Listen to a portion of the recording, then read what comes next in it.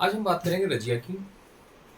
रजिया के बाद बहराम शाह होंगे, बहराम शाह के बाद मसूद शाह और मसूद शाह के बाद नासिरुद्दीन महमूद, जो कि शमसी वंश के अंतिम शासक के रूप में होंगे। इसके बाद शुरू होगा हमारा बलबनी वंश।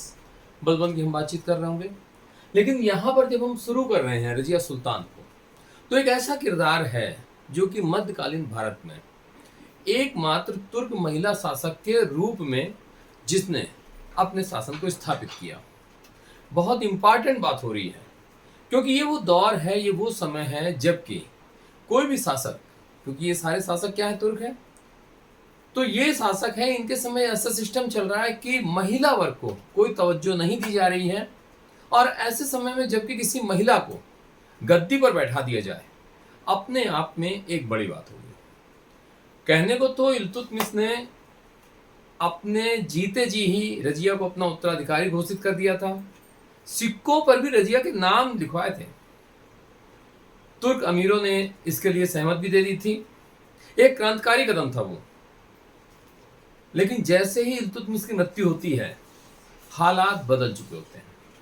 तुर्क अमीर, तुर्क अधिकारी अब इस बात को एक्सेप्ट करने के लिए राजी नहीं होते हैं कि कोई महिला उनके ऊपर शासन करे।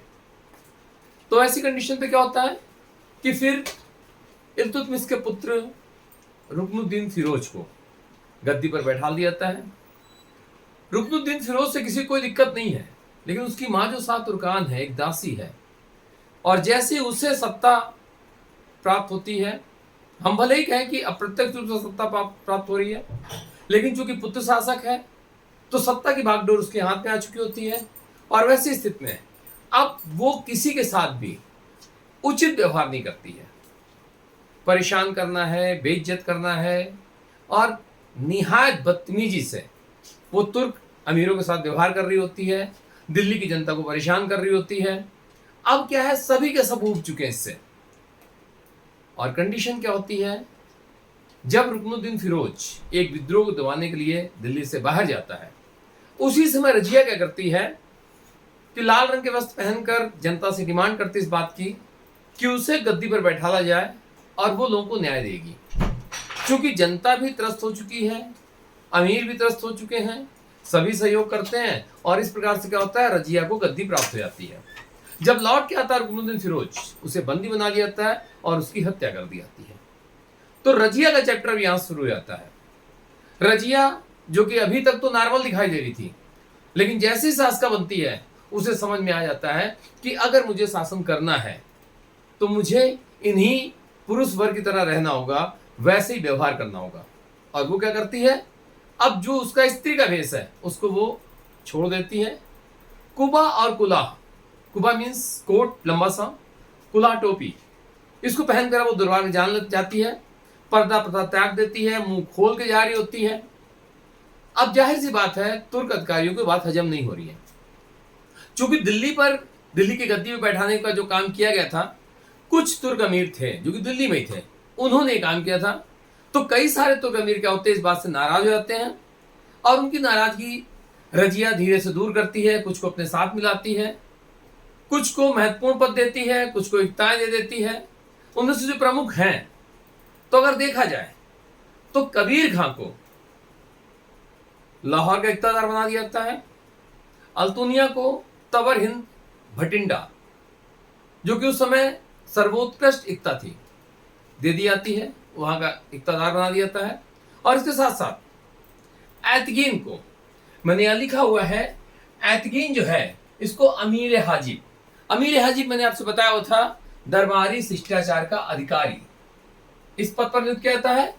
और जमालुद्दीन याकूत को अमीर ए आखुर अर्थात अस्सोसाला का प्रधान बनाया जाता है। कोई दिक्कत नहीं थी, किसी ना किसी को तो बनाना ही था। लेकिन मैटर यहां खराब होता है, कहां पर, याकूत के पास। क्यों? क्योंकि जो याकूत है वो अबिसिनिया का है, अबिसिनियाई है, गैर तुर्की है, महत्वपूर्ण पद है ये। क्यों? क्योंकि वो सल्तनत काल में अगर देखें तो घोड़ों का महत्व ज्यादा है। तो यहां पर कंडीशन क्या आ रही है, याकूत को जैसे ही बनाया जाता है तो जाहिर सी बात है अब याकूत और रजिया का साथ साथ होने लगता है। जब रजिया कहीं जाना है, याकूत उसे घुड़सवारी भी में मदद कर रहा है। जब रजिया बैठने लगती है तो कहीं ना कहीं उसको सपोर्ट करता है, हाथ लगाता है। लोगों के भीतर इस चीज को लेकर एक बुरा संदेश गया और उनको लगने लगा कि कहीं ना कहीं रजिया और याकूत के बीच प्रेम संबंध है। इतिहासकार इसामी ने भी यही कहा है कि रजिया और याकूत के बीच प्रेम संबंध रहा है और ये बात लोगों को हजम नहीं हो रही थी, खासकर तुर्क अधिकारियों को। तो मौका देखा जा रहा था कि किस तरह से याकूत को रास्ते से हटाया जाए। अब क्या होता है, एक विद्रोह होता है। सबसे पहला जो विद्रोह किया जाता है वो किया जाता है कबीर खान द्वारा। मैं आपको बता चुका हूं, कबीर खान जो कि लाहौर का इक़्तिदार है, वो विद्रोह करता है और उस विद्रोह को दबाने जाती है रजिया। इसके बाद फिर दूसरा विद्रोह हो जाता है अल्तूनिया का। अल्तूनिया जो कि खास है और तबरहिंद बटिंडा का इक़्तिदार नियुक्त किया गया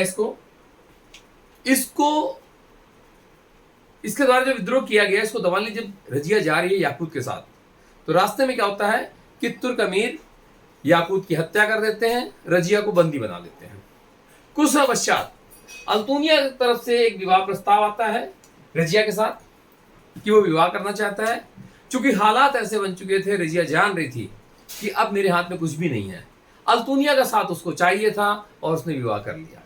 इसके बाद फिर से जब गद्दी लेने के लिए वापस गई और इसी दरमियान में क्या होता है, बहराम शाह को शासक बना दिया जाता है।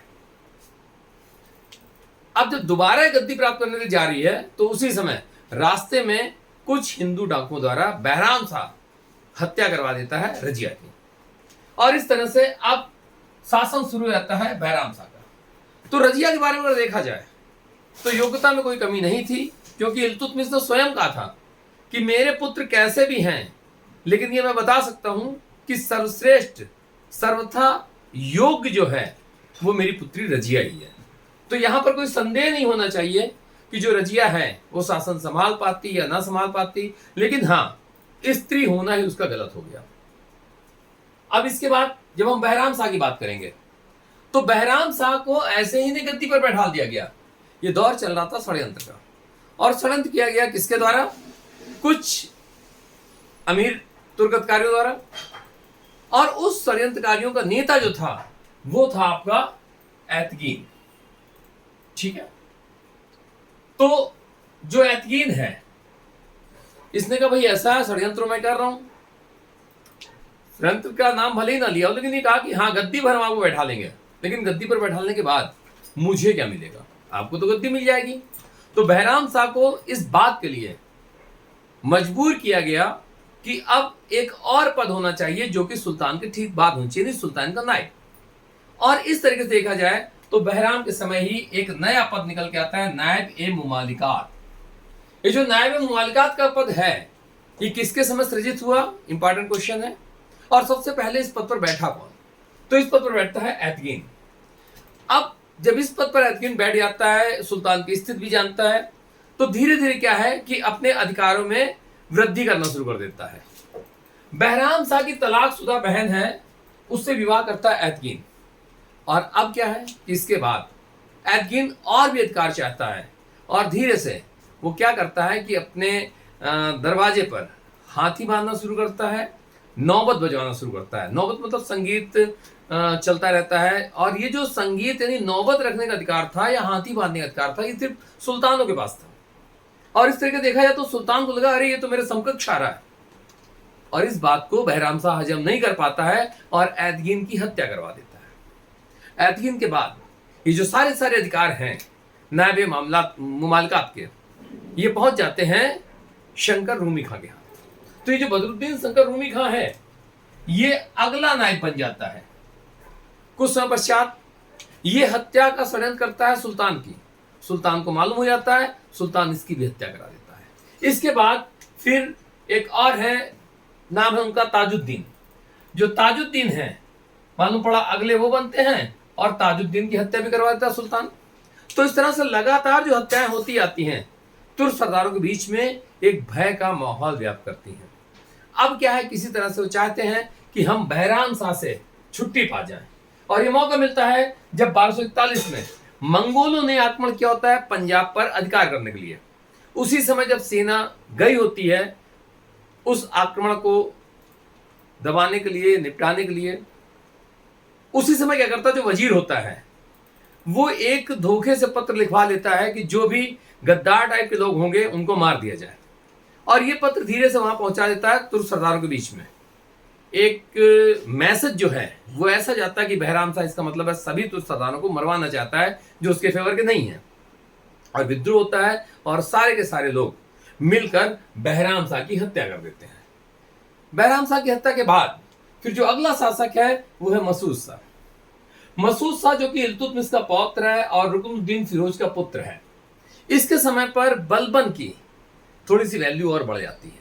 अमीर हाजिब के पद पर बैठा लाता है 1245 पे, जब मंगोल उक्ष पर आक्रमण करते हैं उस समय बलबन इनको खदेड़ता है और बलबन की वैल्यू और ज्यादा बढ़ जाती है। इसके बाद बलबन क्या करता है, नासिरुद्दीन महमूद और उसकी मां के साथ मिलकर इसको हटाने का षड्यंत्र रचता है और इसी षड्यंत्र के तहत इसको हटा दिया जाता है और अगला शासक बनाता है नासिरुद्दीन महमूद को। नासिरुद्दीन महमूद का काल है जो बहुत ही शांति का काल रहा है, हो भी क्यों ना, क्योंकि इसके समय में तो इसने कुछ कहा ही नहीं किसी से। इसके समय में तुर्क अधिकारी और सुल्तान के बीच कोई झंझट रहा ही नहीं। क्यों? क्योंकि ऐसा भी कहा जाता है कि ये कोई भी काम, इवन हाथ पैर भी बिना तुर्क अधिकारियों की सलाह के हिलाता नहीं है। तो जाहिर सी बात है ऐसा सुल्तान से किसको दिक्कत होगी। हाँ, इसी समय क्या हुआ कि इसने अपना अमीर हाजिब बलबन को बना रखा था। बलबन क्या करता है, बाद में अपनी बेटी का विवाह कर देता है सुल्तान महमूद के साथ। थोड़ी सी और वैल्यू बढ़ गई। अब क्या है, बलबन नाइब बन गया है। इसी समय एक व्यक्ति और आता है, इंपॉर्टेंट है, और उसका नाम है रायहान। रायहान क्या है, भारतीय मुसलमानों के दल का नेता है और इसको बना दिया जाता है वकील दर यानी नाइब, और बलबन को भेज दिया था हासी।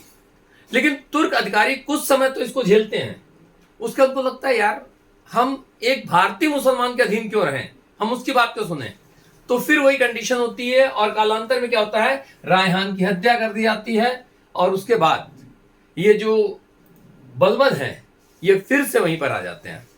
अब बलबन की शक्ति और ज्यादा बढ़ चुकी है।